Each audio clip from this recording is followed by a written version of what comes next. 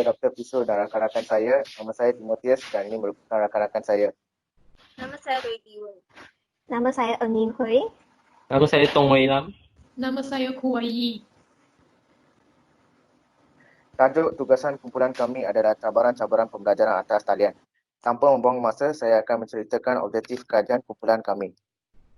Objektif kajian ini adalah untuk mengenal pasti kekangan yang dihadapi oleh majoriti pelajar sepanjang tempoh PKP dilaksanakan.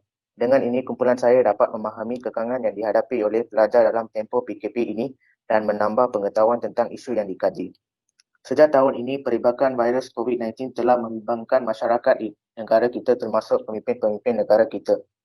Apabila didapati virus ini semakin bertambah, kerajaan Malaysia telah berbincang dan memutuskan untuk melaksanakan perintah kawalan pergerakan untuk memberhentikan pentambahan kes positif dalam negara kita.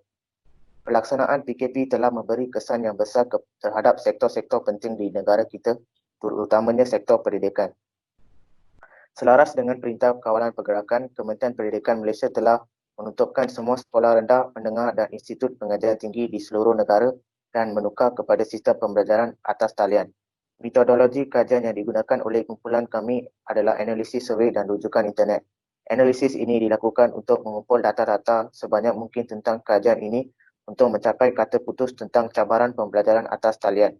Kumpulan kami juga merujuk kepada beberapa halaman internet untuk mendapatkan maklumat tambahan tentang cabaran-cabaran pembelajaran. Sekarang saya mempersilakan Ing Hui dengan Li Wen untuk menceritakan tentang penulisan konsep dan literatur. Sekarang, saya ingin membentangkan konsep cabaran pembelajaran atas talian semasa tempoh PKP. Di Malaysia, semasa tempoh PKP ini, semua pembelajaran telah dihentikan. Warga pendidik yang bertanggungjawab untuk memastikan pelajar mereka terus dapat belajar. Mereka telah tidak kira peringkat sekolah rendah, menengah atau universiti telah menggunakan pelbagai platform seperti Microsoft Teams, Google Classroom dan Zoom untuk menjalankan kelas secara atas talian. Namun, pelbagai cabaran telah timpa dan terutamanya ialah pelajar atau warga pendidik yang tidak mempunyai capaian internet yang langsung dan data internet yang mencukupi. Keluarga berpendapatan rendah mungkin mempunyai cabaran yang agak sakit kepala kerana mereka mungkin tidak mempunyai gadget dan akses internet yang tidak sesuai untuk tujuan pembelajaran.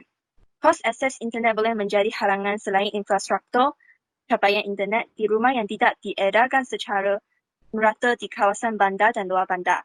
Selain itu, pembelajaran atas talian boleh menjadi masalah untuk tugas praktikal. Contohnya, jika pelajar mengaji khusus latihan sukan, mereka mungkin tidak dapat mengakses pengetahuan mereka dengan sepenuh. Bagi kerja-kerja makmal yang direkam untuk melengkapkan kuliah biasa, misalnya pelajar kini hanya boleh menonton video dan bukan melakukan kerja. Dan sesi tersebut haruslah perlu ditangguh sehingga pelajar boleh secara fizikal berada di universiti. Dan pelajar yang mengambil kelas dalam talian tidak mempunyai peluang untuk berinteraksi dengan profesor dan pelajar lain. Sekarang, saya ingin mempersilakan rakan saya Yin Hui untuk meneruskan pembentangan. Sekarang saya akan membentangkan bahagian literatur. Menurut artikel berita harian, sekumpulan pelajar sekolah menengah terpaksa memberitahu guru mereka bahawa mereka tidak dapat menyertai kelas atas talian. Ini adalah kerana mereka tidak mempunyai duit untuk membeli nilai tambahan telefon. Ini adalah disebabkan ibu bapa mereka telah tidak mendapat rezeki sepanjang PKP ini. Selain itu, menurut artikel Malaysia Kini, pelajar-pelajar orang asli tidak mempunyai gadget yang diperlukan untuk menyertai kelas atas talian. Ini adalah kerana ibu bapa mereka tidak mampu menyediakan gadget tersebut yang mahal. Tambahan pula, rumah mereka ditempatkan di kawasan luar bandar, akibatnya tidak dapat capaian internet. Bukan itu sahaja, menurut artikel daripada Free Malaysia Today, pelajar-pelajar IPT yang paling terkesan ialah pelajar yang harus menjalani kursus melibatkan kerja-kerja praktikal berat seperti kursus farmasi dan kejuruteraan. Mereka tidak dapat menjalani aktiviti makmal dan akibatnya tidak dapat memahami sepenuhnya subjek tersebut. Kesannya ialah mereka akan berasa stres. Sudah terang lagi bersuluh, pandemik COVID-19 ini telah banyak memberi kesan negatif kepada aktiviti pengajaran dan pembelajaran. Sekarang saya mempersilakan Tung Wei Lam untuk pembentangan dia. Okey, sekarang saya ingin membentangkan perbincangan data-data yang dikumpulkan sepanjang soal selidik ini. Soal selidik ini telah dijalankan menggunakan kaedah Google Forms dan dalam Google Forms kita Likert scale telah digunakan dalam soal di mana satu melambangkan tindak balas responden yang sangat tidak setuju dan hingga ke 5 tindak balas responden yang sangat setuju. Dan soal selidik ini telah menerima sebanyak 34 responden yang terdiri daripada lapisan umur, peringkat pengajian serta kawasan kediaman yang berbeza-beza. Dan secara keseluruhannya, keputusan soal selidik telah menunjukkan bahawa kesukaran untuk menumpukan perhatian ketika pembelajaran atas talian dijalani akibat gangguan daripada persekitaran kediaman. Proses pembelajaran para responden menjadi kurang efektif dan menyeronokkan akibat kekurangan interaksi dengan rakan. Kesukaran untuk belajar dengan holistik dan proses pembelajaran terjejas akibat kesukaran dalam berinteraksi dengan para pensyarah dan menerima arahan yang jelas ketika kerja khusus dan peperiksaan merupakan cabaran-cabaran utama yang dihadapi oleh para responden dalam pembelajaran atas talian. Hal ini wajar kerana cabaran-cabaran tersebut telah disetujui dan sangat disetujui oleh 50% dan lebih daripada 50% responden sebagai cabaran utama.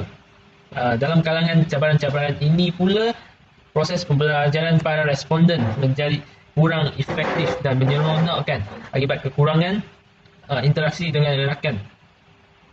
Pula menjadi cabaran yang paling utama kerana disetujui dan sangat disetujui oleh 58.8% responden ataupun 20 responden, mempunyai liputan peratusan yang paling besar dalam semua cabaran. Sekarang saya ingin mempersilakan YE untuk meneruskan pembentangan.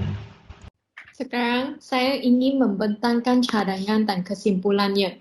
Seperti yang dapat dilihat pada keputusan yang diperoleh, memang benar bahawa rata-rata responden yang menjawab survey kami mempunyai cabaran semasa pembelajaran atas talian. Oleh itu, bagi mengatasi cabaran ini, kami mempunyai beberapa cadangan yang boleh membantu responden dan mengurangkan cabaran tersebut. Cadangan yang pertama ialah panduan kewangan dari kerajaan.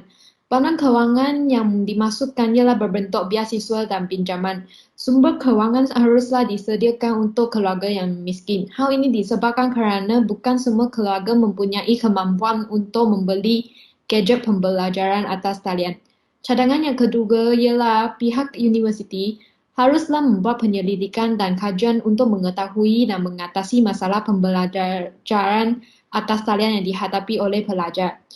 Keadaan ini penting bagi mengetahui keberkesanan pendidikan jarak jauh dan sebagai satu langkah untuk mengetahui kelemahan yang perlu dibaiki. Cadangan yang seterusnya ialah peranan ibu bapa. Ibu bapa memainkan peranan yang amat penting dalam mengatasi cabaran pembelajaran atas talian. Ibu bapa harus memantau aktiviti dan pembelajaran anak-anak supaya pelajar tidak ponting kelas.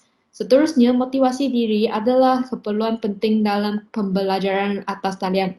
Namun, banyak pelajar dalam talian kekurangannya.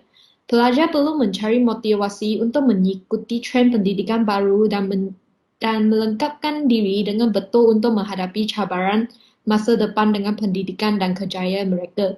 Hanya sikap positif yang akan membantu mereka mengatasi cabaran dalam e-learning.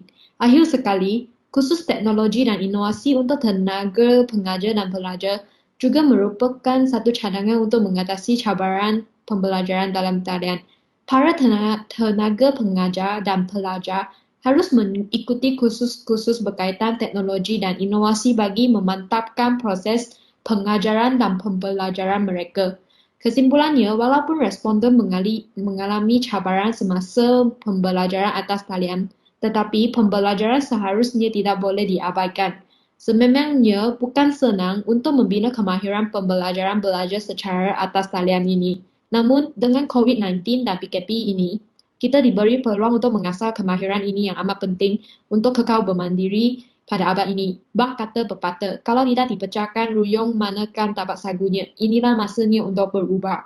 Sekian, terima kasih.